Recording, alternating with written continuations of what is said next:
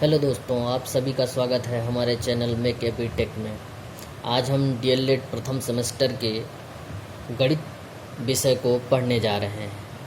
गणित विषय में सबसे पहले हम पढ़ेंगे संख्या तथा अंकों का ज्ञान। इस अध्याय में सबसे पहले हमें जानना है कि संख्या क्या होती है। संख्या वह होती है जिससे हम किसी वस्तु को गिन सकते हैं। संख्या वह होती है जिससे हम किसी वस्तु को गिन सकते हैं, वही संख्या है। जैसे पेड़ कितने हैं तो बता सकते हैं कि पेड़ 2 है, 3 है। इस तरीके से संख्या को लिखने में प्रयुक्त अंक ही संख्याक कहलाता है। जैसे 25 लिख रहे हैं तो 25 लिखने के लिए हमें 2 और 5 का प्रयोग करना पड़ा, तो जो ये संख्या अंक 2 और 5 हैं यही संख्याक है। संख्या को लिखने की मुख्यतः 3 लिपियां होती हैं। पहली देवनागरी लिपि, दूसरी रोमन और तीसरी अंतर्राष्ट्रीय लिपि।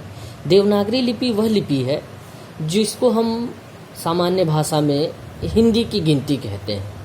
दूसरी रोमन, तीसरी अंतर्राष्ट्रीय। अंतर्राष्ट्रीय लिपि वह है जो आजकल हम किताबों में लिखते, पढ़ते या सुनते हैं, वो इस समय अंतर्राष्ट्रीय लिपि में ही प्रयोग की जाती है। अब हम आगे पढ़ते हैं संख्या के अंकों का मान।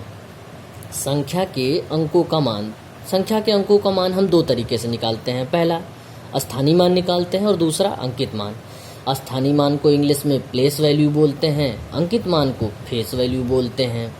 जैसे एग्जाम्पल के लिए 45,637, 45,637, जिसमें 7 इकाई के स्थान पर है, 3 दहाई के स्थान पर है, 6 सैकड़ा के स्थान पर है, 5 हजार के स्थान पर है, 4 10,000 के स्थान पर है।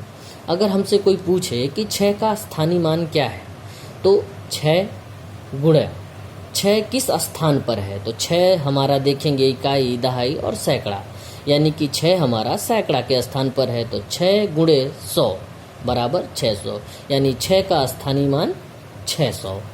अगर पूछे कि 5 का स्थानीय मान कितना है तो 5 गुणे 5 जिस स्थान पर है, तो देखिए इकाई, दहाई, सैकड़ा, हजार, 5 किस स्थान पर है, हजार के स्थान पर है, तो 5 गुणे 1000 बराबर 5000, यानी 5 का स्थानीय मान 5000। अब दूसरा हम पढ़ने जा रहे हैं अंकित मान। अंकित मान को ही क्या बोलते हैं, फेस वैल्यू। फेस वैल्यू क्या है, अंकित मान।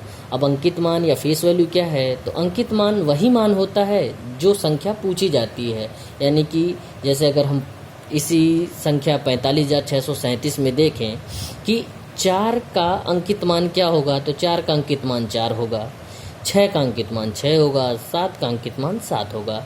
कोई पूछे 3 का अंकित मान, तो 3 का अंकित मान 3 होगा, 5 का अंकित मान 5 होगा। यानी जो संख्या पूछी जा रही है उसका अंकित मान वही खुद संख्या ही होगी। अगला, अब हम देखेंगे, अभी तक हमने सामान्य संख्या का स्थानीय मान निकाला, अब हम दशमलव का स्थानीय मान निकालने जा रहे हैं। तो दशमलव संख्या अगर दे रखी है जैसे 25.1469, तो जानते हैं हम कि स्थानीय मान निकालते समय हमें हर स्थान का मान पता होना चाहिए। तो दशमलव के बाईं तरफ हम जानते हैं इकाई, दहाई, सैकड़ा ऐसे होता है, तो उसकी वैल्यू सबको पता है। इकाई पे 1 का मल्टीप्लाई गुणा होता है, दहाई पे 10 का होता है। लेकिन दशमलव के जैसे ही हम दाहिनी तरफ चलते हैं तो दशमलव के दाहिनी तरफ पहले अंक का जो मान होता है स्थान का, वो होता है 1/10। दूसरे स्थान का मान होता है 1/100। तीसरे स्थान का मान होता है 1/1000। चौथे का मान होता है 1/10,000। अब अगर पूछे कि इस 25.1469 में 4 का स्थानीय मान क्या है, तो 4 का स्थानीय मान हो जाएगा 4 इंटू या मल्टीप्लाई या गुणा जो उस स्थान का मान है। तो उस स्थान का मान क्या है, 1/100, तो 4 गुणे 1/100 बराबर 4/100। तो 4/100 क्या होगा, 4 का स्थानीय मान होगा। दोस्तों, अब तक हमने पढ़ा संख्या की लिखने की लिपियां, संख्या का स्थानीय मान, संख्या का अंकित मान। अब हम पढ़ने जा रहे हैं प्राकृतिक संख्या। तो प्राकृतिक संख्या क्या होती है, तो प्राकृतिक संख्या को इंग्लिश में बोलते हैं नेचुरल नंबर। और प्राकृतिक संख्या, गिनने के लिए प्रयुक्त की जाने वाली संख्याएं जो होती हैं उसे ही प्राकृतिक संख्या कहते हैं। जैसे 1, 2, 3, 4, 5, 6, 7, 8 ऐसे अनंत तक। अगर सामान्य भाषा में कहें तो गिनती की संख्याओं को ही हम कहते हैं प्राकृतिक संख्या। इसे हम दर्शाते हैं कैपिटल N से। अब प्राकृतिक संख्या में ही दो तरीके की और संख्याएं हैं जो हमारे कोर्स में हैं। पहली परवर्ती या अनुवर्ती संख्या। अब ये परवर्ती संख्या या अनुवर्ती संख्या क्या है? तो किसी भी संख्या में एक जोड़ने पर जो संख्या प्राप्त होती है उसे ही कहते हैं परवर्ती संख्या या अनुवर्ती संख्या। दूसरी होती है पूर्ववर्ती संख्या। पूर्ववर्ती संख्या क्या है? तो किसी भी संख्या से एक घटाने पर प्राप्त संख्या ही पूर्ववर्ती संख्या कहलाती है। एक जो है सबसे छोटी प्राकृतिक संख्या होती है। दूसरा है पूर्ण संख्या, जिसको इंग्लिश में कहते हैं होल नंबर। अब ये पूर्ण संख्या क्या है? तो प्राकृतिक संख्याएं जितनी होती हैं उसमें अगर हम जीरो को भी शामिल कर लें तो वो बन जाती हैं पूर्ण संख्या।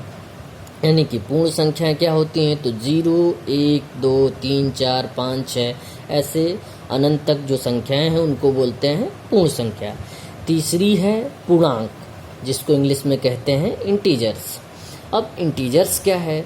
तो इंटीजर्स वे संख्याएं हैं जिसमें ऋणात्मक संख्याएं, धनात्मक संख्याएं तथा जीरो तीनों आती हैं। अब जैसे कि पूर्णांक में हम देखेंगे कि 3 तरह की संख्याएं हैं। कौन कौन सी? पहली धन पूर्णांक, दूसरी ऋण पूर्णांक और तीसरी जीरो। धन पूर्णांक सभी प्राकृतिक संख्याएं जो होती हैं वो धन पूर्णांक होती हैं। ऋण पूर्णांक क्या है? तो ऋणात्मक संख्याओं को हम ऋण पूर्णांक कहते हैं। और जीरो न तो धन पूर्णांक है न ऋण पूर्णांक। सबसे इसमें जो अच्छी बात ये है, जीरो न तो धन पूर्णांक है न ऋण पूर्णांक। ये हमें सबसे ज़्यादा ध्यान देने वाली बात है।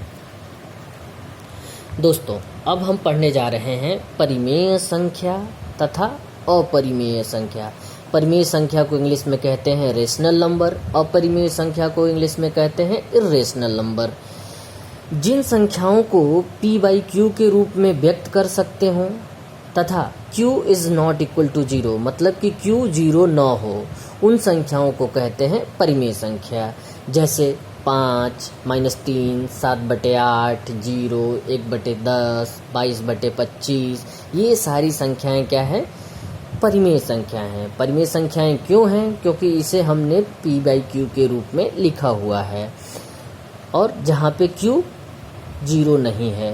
अब अपरिमेय संख्या की बात करें तो अपरिमेय संख्या क्या है? वे संख्या जिन्हें p/q के रूप में नहीं व्यक्त कर सकते हैं उन्हें कहते हैं अपरिमेय संख्या। जैसे करणी में 2, करणी में 3, करणी में 5, पाई, एक्सपोनेंशियल e इत्यादि। ये तो हो गई साधारण परिभाषा। परिमेय संख्या तथा अपरिमेय संख्या की ये हो गई साधारण परिभाषाएं। अब हम जानेंगे कि दशमलव रूप में अगर कोई संख्या दी हुई है तो वो परिमेय होगी या अपरिमेय होगी। तो हम जानते हैं कि संख्या को दशमलव रूप में 3 तरीके से लिखा जा सकता है। कैसे?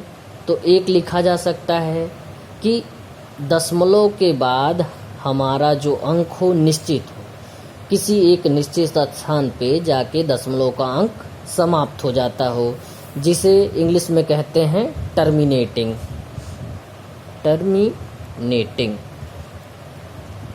दूसरा, दशमलव के बाद जिसका अंत न हो लेकिन वो संख्याएं रिपीट करती हों, बारंबार हों। जैसे 4.56, 56, 56, 56, ये अनंत तक चलती जाएं। तो इन दो प्रकार की संख्याओं को हम कहते हैं परिमेय संख्या। तीसरी, जिसका अंत न हो, वो संख्या है जिसका अंत न हो लेकिन उसमें किसी भी प्रकार का रिपीटेशन न हो। रिपीटेशन यानी बारंबारता न हो, कोई सीक्वेंस न हो, किसी भी प्रकार की सारणी या सीरीज न बनती हो, उन संख्याओं को कहेंगे अपरिमेय संख्या। जैसे अब हमने सीखा कि दशमलव में 3 प्रकार हैं। एक टर्मिनेटिंग, जिसका एक निश्चित अंक के बाद वो ख़त्म हो जाता हो। दूसरा जिसमें वो अनंत तक जाता हो लेकिन बारंबार हो, कोई भी संख्या बार बार रिपीट करती हो, एक निश्चित अंतराल के बाद आती हो। तीसरा जिसमें कोई भी सीरीज न लागू होती हो, वो कुछ भी आ सकता है, जैसे 4.328765987 ये सारी संख्याएं आगे बढ़ती जाए जिसका कोई पता न हो कि अगला अंक कौन सा आने वाला है। तो इस प्रकार की संख्या को कहते हैं अपरिमेय और इन दो संख्याओं को कहते हैं परिमेय। तो दोस्तों आज के इस लेक्चर के लिए इतना बहुत है। अगला इसका पार्ट हम अगले वीडियो में डालेंगे। अगर आप लोगों को हमारी वीडियो पसंद आ रही हो तो कृपया करके इसे लाइक करना, कमेंट करना और शेयर करना न भूलें। धन्यवाद। और हमारे चैनल को सब्सक्राइब ज़रूर से ज़रूर करें। बहुत बहुत धन्यवाद।